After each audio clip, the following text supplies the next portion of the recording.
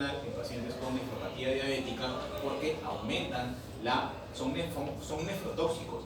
Tener cuidado de gorditos con dislipidemias, no voy a hacer que darle tu arcoxia lo mandes a la otra por un infarto. ¿Sí? Hace unos 10 años hubo un POX-2 que empezó a matar gente en Estados Unidos y lo tuvieron, la FDA lo retiró a toque. Pero, y entonces, doctor, si los AINES le producen sangrado y los POX-2 le va a hacer que mi paciente se muera de un infarto, ¿qué le doy? Tramadol. El tramadol, que es un opioide débil, no está exento de problemas, producen náusea, producen vómito, en pacientes que usan antidepresivos, que tienen depresión. Acuérdense que usualmente los antidepresivos son inhibidores selectivos de recaptación de serotonina, y el tramadol no solamente es un opioide per se, sino también inhibe la recaptación de serotonina.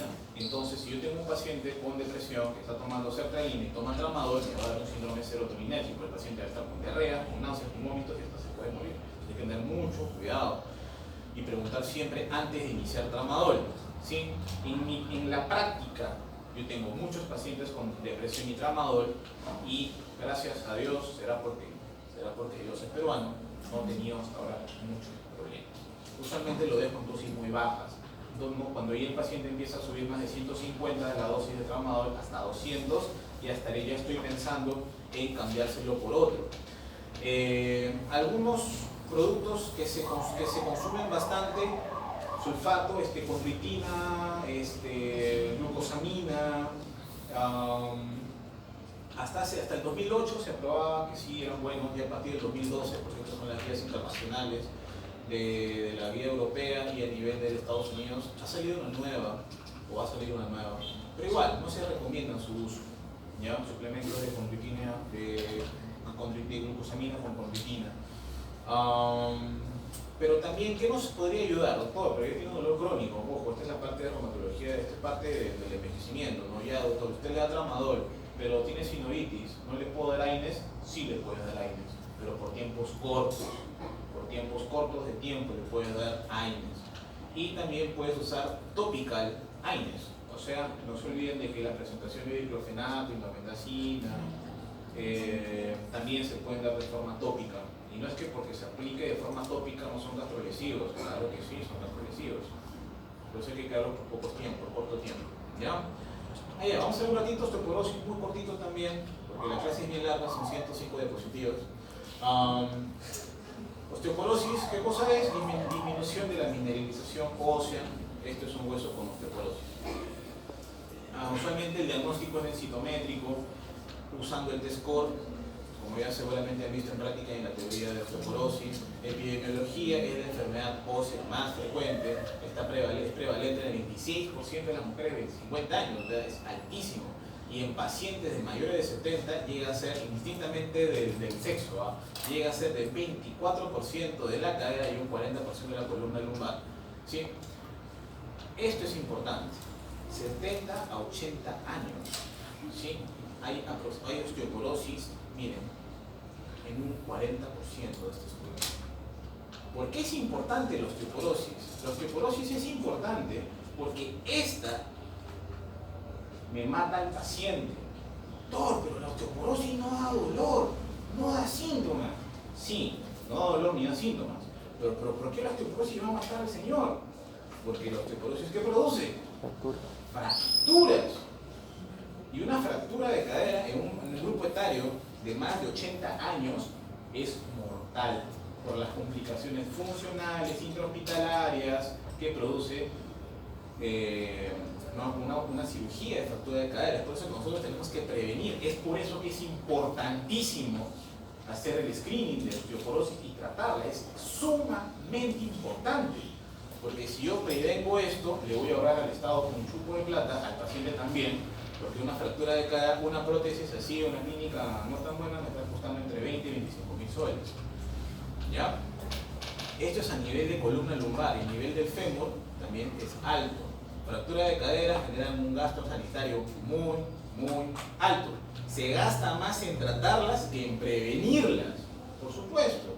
Al traumatólogo no le interesa esto. Él te ve la densitometría ósea con un T-score de 10. O sea que tu hueso prácticamente parece polvo y no te va a dar nada porque va a querer que te fractures para cobrar. ¿Ya? Entonces tenemos que tratar la osteoporosis para prevenir la fractura relacionada con alta mortalidad. Al año, un paciente mayor de 80 años que se fractura de la cadera y se opera, al año, 1 de 2 se muere. 1 de 2 se muere. Así que tengan mucho cuidado y si tienen algún abuelito o una abuelita que no se ha hecho su densitometría ósea, que se la haga. Miren, la estancia hospitalaria es de 16 días, pero ¿dónde? En el país del primer mundo, acá en Perú. La estancia hospitalaria en un paciente con fractura de cadera llega a ser de un mes. ¿Te imaginas un paciente de 80 años echado en una cama por un mes? Hazlo caminar, a ver, no camina. Está así, todo sarcopénico, no ha tenido rehabilitación, pero el traumatólogo, sí, ya lo operé, señor, ha quedado muy bien, la operación ha sido un éxito, doctor, pero mi papá no camina. Bueno, eso sí, con terapia. Terapia, a veces no llegan ni acá, no vuelven a caminar los pacientes. Factores de riesgo, tratamiento con corticoides de larga data en pacientes con el síndrome de caídas, que es un síndrome geriátrico, en aquellos que se caen 2 veces al año, en ellos hay que tener mucho cuidado. ¿Sí? Bajo peso en pacientes malnutridos, historia personal de fractura previa también. Otros, lo que leen en su caso. Densitometría ósea, con esto se hace el diagnóstico de osteoporosis.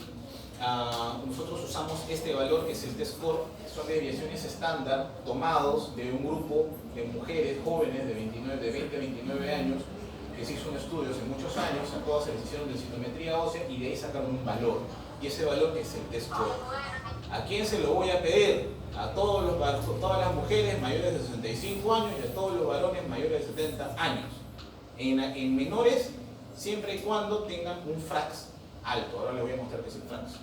Antes del inicio de tratamiento, también antes de inicio de tratamientos que me puedan afectar la mineralización ósea, como el uso de corticoides, como el uso de en mujeres con cáncer de mama, que tienen bloqueadores hormonales, la baja de estrógeno produce también pérdida de la mineralización ósea. Factores de riesgo múltiples en menores de 40 años, fracturas múltiples, en pacientes que reciben alta dosis de corticoides, hay que tener, ojo, mucho cuidado, en pacientes con lupus, en pacientes con AR, mujeres jóvenes que tienen lupus, que han sido pulsadas con metilprednisolona, que están con corticoides por vía oral y tienen 35, 40, 20, 25 años, a ellas tengo que pedirle densitometría ósea porque se fractura. No está indicada, doctorcito, me duele la espalda. No, una densitometría ósea. No. Tampoco en estudios de menopausia, tampoco en cribado, o sea, esas campañas de osteoporosis que lo único que buscan, en vez de producirle un bienestar al paciente, es preocuparlo más, tampoco. Ya no a todos los pacientes se les hace screening de osteoporosis, ¿ya? Bueno, estos son otros factores de riesgo asociados a fracturas, asociados a osteoporosis. Esto es lo que han hecho en la práctica. Hemos visto densitometrías óseas. Acá les dejo el recordario de que la osteoporosis densitométrica va a ser aquella que tiene menos o igual de 2.5 desviaciones estándar, osteopenia de 1 a 2.5 y normal en mayores de 1. En sangre, esto de acá, ¿por qué? Si yo tengo eso que imagino que también les han de explicar, existe algo que se llama la osteoporosis primaria y la osteoporosis secundaria. Secundaria, tratamiento con corticoides, tratamiento antineoplásico, secundario a por ejemplo, en pacientes con insuficiencia renal crónica que me hacen un hiperparatiroidismo secundario. En ellos también hay que pensar en problemas de osteoporosis en pacientes con hiperparatiroidismo primario también, porque van a aumentar el desgaste de calcio, van a sacar calcio del huesito y obviamente me da osteoporosis. A ver, ¿por qué es importante también la osteoporosis? ¿Ven esto de acá? ¿Ven esta vértebra cómo está? El signo del sanguchito. Esto se llama fractura por aplastamiento. Y las fracturas por aplastamiento muchas veces son la causa de por qué la pacientita, una mujer alta, esbelta, 1,70 m, cuando llega a ser viejita, es este vuelo. Por esto, pues. Porque lo que a nosotros nos da la talla son las vértebras, ¿sí? No los huesos largos, sino son las vértebras. Entonces, si tengo múltiples fracturas por aplastamiento, por osteoporosis, entonces mi estatura va a bajar. Y así es como se ven, ¿sí? Se ven las vértebras deformadas. Ojo, si viene un paciente por lumbalgia, y yo le tomo una radiografía y encuentro esto, por ejemplo, esto de acá, que ya es destrucción de la vértebra, esto se llama fractura por aplastamiento. Esto de acá es mieloma múltiple. Siempre pensar en pacientes que tienen destrucción de la vértebra, neoplasias también. Tuve un paciente que me viene y me dice: doctor, yo desde hace 5 años tengo osteoporosis. Ah, ya, ¿qué tal, señor? Mire, también desde hace 3 años tengo insuficiencia renal. Ah, ya, ¿y qué he estado haciendo? No, doctor, siempre me está dando mi calcio, mi fijador de calcio, me dan mis pastillas para el dolor. ¿Y por qué es insuficiencia renal? No sé, doctor, pero ya me dicen que mi riñón funciona un 20%. Le pido un hemograma, un perfil hepático común y corriente, disociación albúmina-globulina, inmunoelectroforesis positivo, mieloma múltiple. Es un paciente con mieloma múltiple con progresión de enfermedad, múltiples fracturas por aplastamiento. Muy bien, ¿cómo calcular la fractura? Tenemos el FRAX. Acá está la página, funciona la página. Entren, lo buscan, ponen sus datos ahí y van a ver si tienen riesgo de fractura o no. Y si tienen riesgo de fractura, se hacen su densitometría ósea. Un pequeño fluxograma para prevenir fracturas por fragilidad.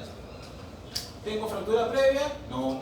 Entonces, ¿tengo dos factores de riesgo positivos, clínicos mayores?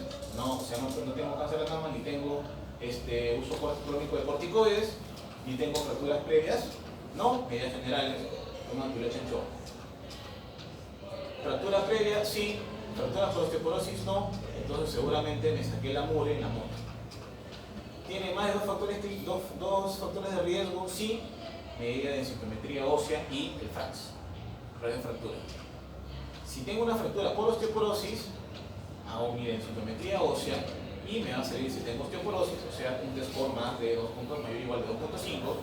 Puedo tener un T-score entre 1.5 y 1.49 y el T-score menos de 1.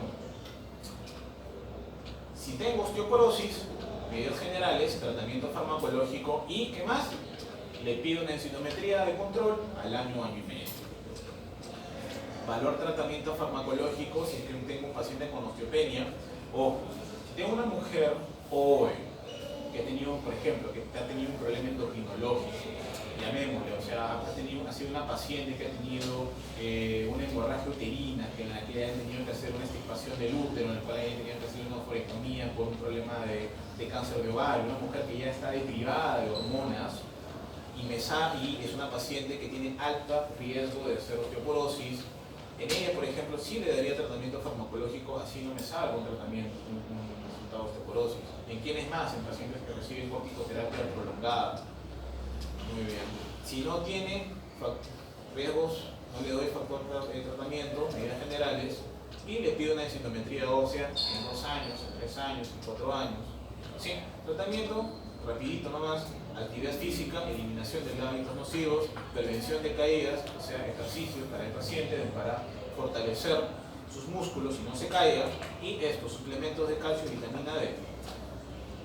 A nivel de farmacología, vamos a ver múltiples factores, múltiples bifosfonatos, que lo que van a hacer es reducir la resorción ósea, van a actuar sobre los osteoclastos, disminuyendo su formación.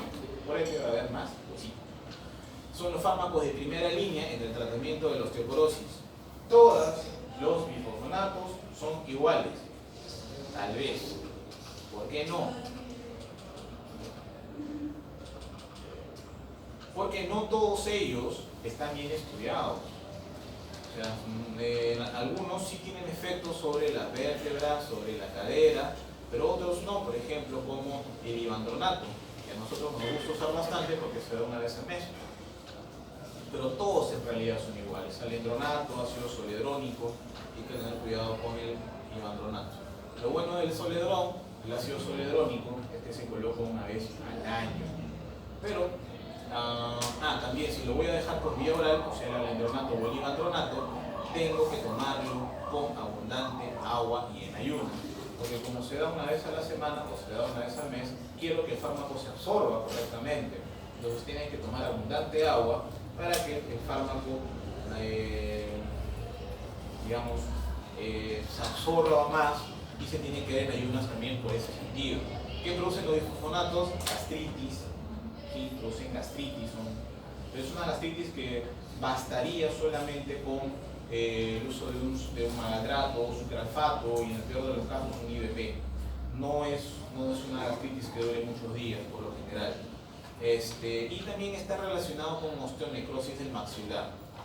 Eso es como un dato que me imagino que también se lo deben haber mencionado.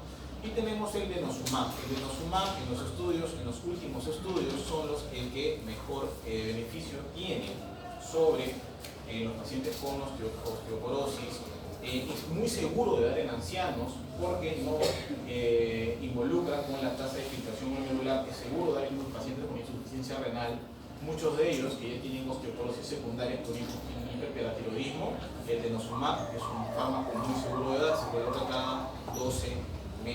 cada semestral. Muy bien, polimialgia reumática, algunas cositas con polimialgia reumática. La polimialgia reumática es muy polimorfa. Con esto me refiero a que los síntomas van a ser muy inespecíficos.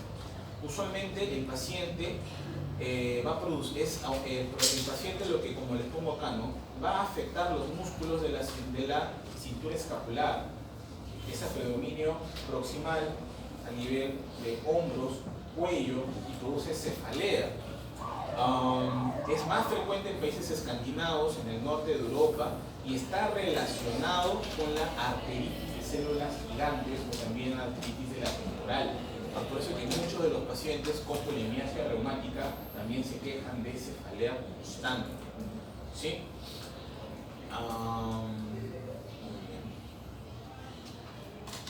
Etiopatogenia, todas las palaginopatías, se desconoce, se cree de que hay una base genética.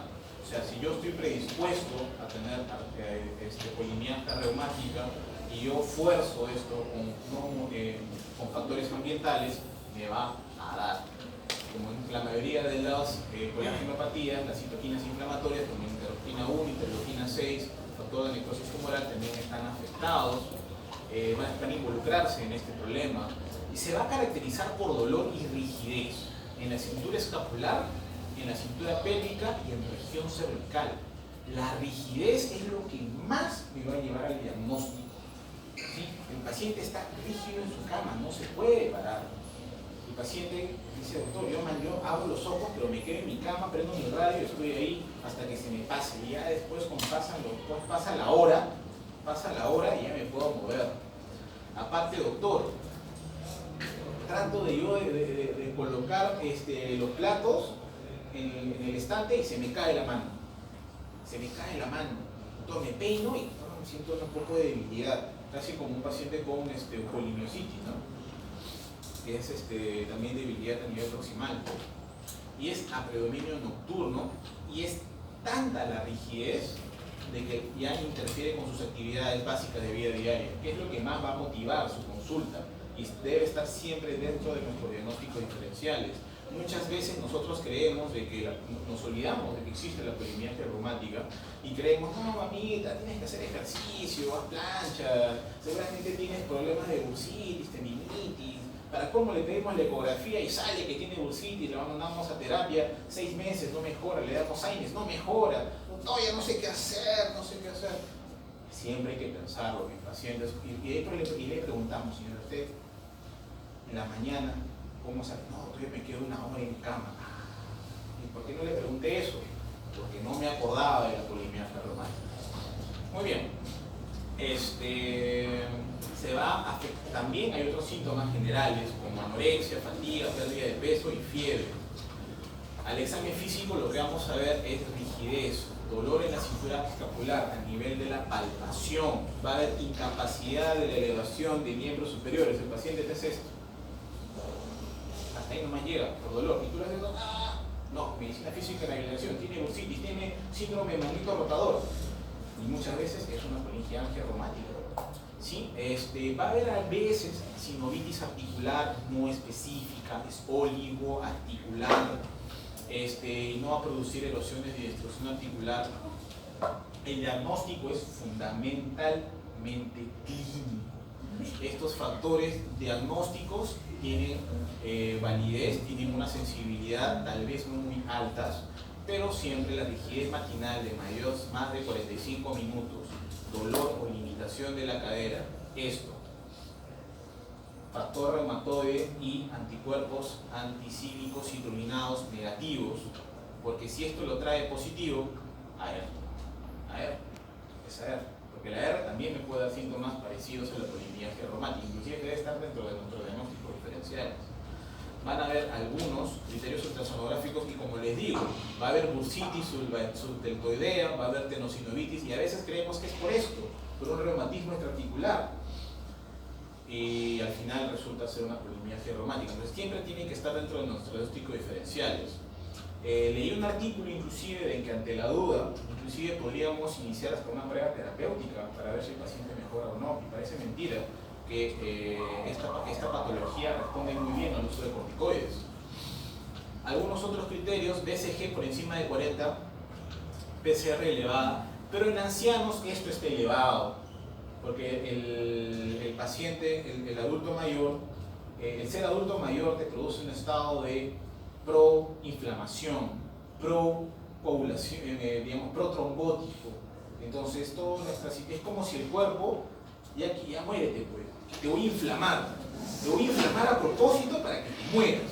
Entonces por eso la BCG está alta, la PCR está alta, las interleuquinas están altas, y es por eso de que como todo esto se altera, también aparecen las neoplasias y te vuelves más propenso a tener infecciones. Pero ya saben, esto es importantísimo. Factor reumatoide de los anticuerpos anticíclicos citrulinados tienen que estar negativos. Si están positivos, es saber. ¿Sí? Es como si la polimialgia reumática también se le conoce como la artritis reumatoide del músculo. ¿Sí? Usualmente la radiografía es normal, la electromiografía es normal, la ecografía, ya saben, va a haber estructuras, van a haber problemas extraarticulares. Se puede pedir una resonancia magnética, que lo único que va a hacer es confirmar lo mismo que una ecografía. Y el PET scan, he leído por ahí de que también se puede usar en pacientes en los cuales no tenemos ni la más mínima idea de lo que tiene el paciente. Tratamiento: responde muy bien a corticoides. Eso es el dato de la polimialgia reumática. Y a dosis bajitas, de 15 a 20 miligramos por día. Se debe mantener por 2 a 4 semanas y posteriormente, dependiendo de la mejoría de los síntomas, ir reduciéndolos hasta retirarlos. Muchas veces no se pueden retirar.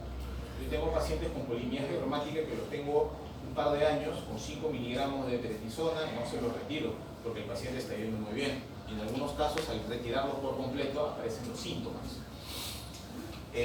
Siempre el tratamiento de la polimialgia reumática, como el tratamiento es a base de corticoides por muchos meses, por muchas semanas y meses, suplementación de calcio y vitamina D, como ya hemos visto en osteoporosis, y en algunos casos, a veces tengo que usar los modificadores de enfermedad de citotóxicos como metotrexate, azathioprina,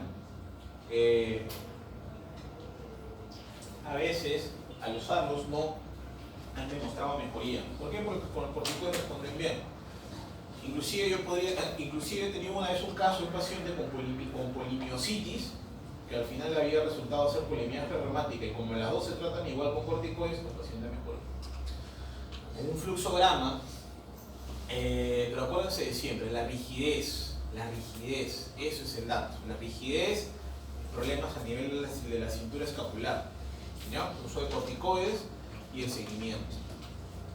Muy breve, arteritis de células gigantes es sumamente raro.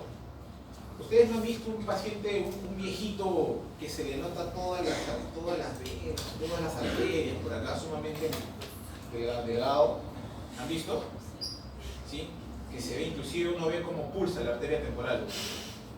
Y el paciente viene por cefalea. Y muchas veces estos pacientes son vistos por el neurólogo, son vistos por el psiquiatra. Ya está loco este viejo, y me duele su cabeza, y no sé qué tiene, ya que lo ve el geriatra, papi. El paciente llega por cefalea, ¿sí? Llega por cefalea, que es lo más frecuente. También se le conoce como la enfermedad de Horton. Afecta los vasos de todo, todos son los vasos que vienen a nivel de la carótida. Son a predilección por las ramas craneales y las arterias originadas del arco aórtico, como la carótida, como la arteria temporal. Es la vasculitis más común, pregunta, es la vasculitis más común en los adultos mayores de 50 años y así como está asociado también a polimialgia reumática. Entonces, segunda pregunta del examen. Bueno, la cual, características de células gigantes relacionados con polimialgia reumática. Es más en personas del hemisferio norte, acá también nadie es raro, y las mujeres, como siempre, todas las colagenopatías son afectadas 2 o 6 veces más que los hombres. La etiología, ya saben, desconocida. Edad por encima de 50 años, y esto también está relacionado con consumo de cigarrillos, un índice de masa corporal bajo, menopausia precoz, ¿sí? Y síntomas de polimialgia reumática. Entonces, en todo paciente que estoy sospechando, un paciente con cefalea crónica, inespecífica, usualmente bitemporal, al examen, entonces, señor, hace los brazos, el paciente está así, doctor, siempre me duelen los hombros, se me caen las cosas, que digamos, trato de poner el plato y se me cae el brazo. Hay que sospechar en polimialgia reumática también.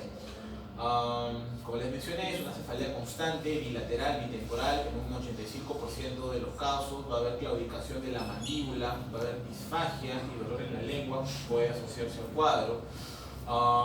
Pero hay un problema que es una emergencia, que es justamente por algunas ramas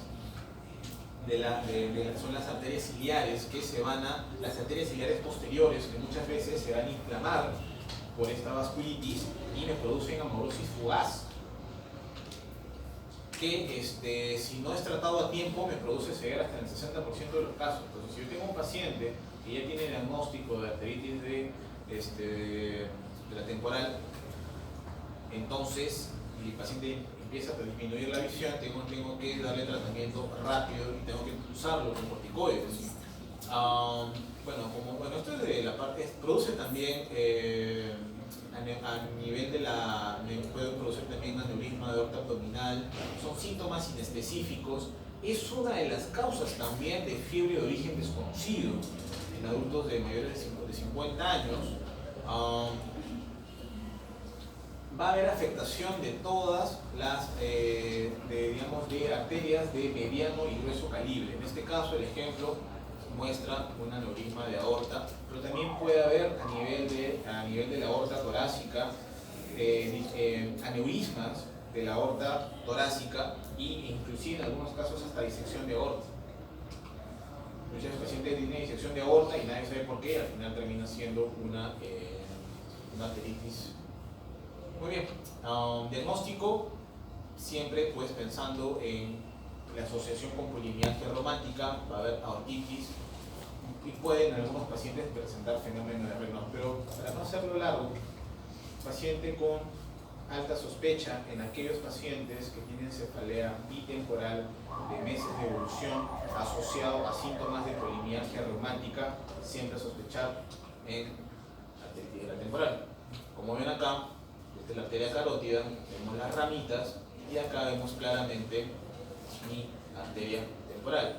Y yo al palparla le va a doler. ¿Por qué? Porque es una arteritis, es una inflamación. Entonces, inclusive si tú palpas la carótida, yo me palpo la carótida, no me duele. Muchas veces al palparla también gatilla dolor. Por eso, como dice acá, el examen físico tengo que palpar los vasos. Tiene que ser contralateral. Y en algunos casos el paciente es normal.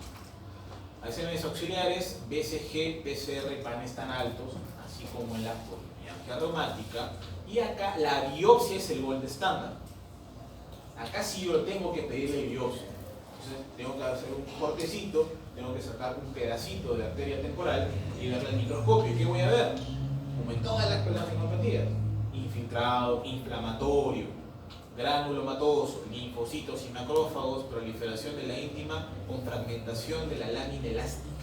Entonces va a haber una arteritis, por eso se llama arteritis de células gigantes. Va a haber una inflamación de la arteria. Eso es lo que vamos a ver en el corte histológico. Se recomienda que se haga de un lado, no es necesario hacerlo de los dos. Falsos negativos, como en todas las biopsias, significa de que tomó un pedazo de tejido que no estaba inflamado.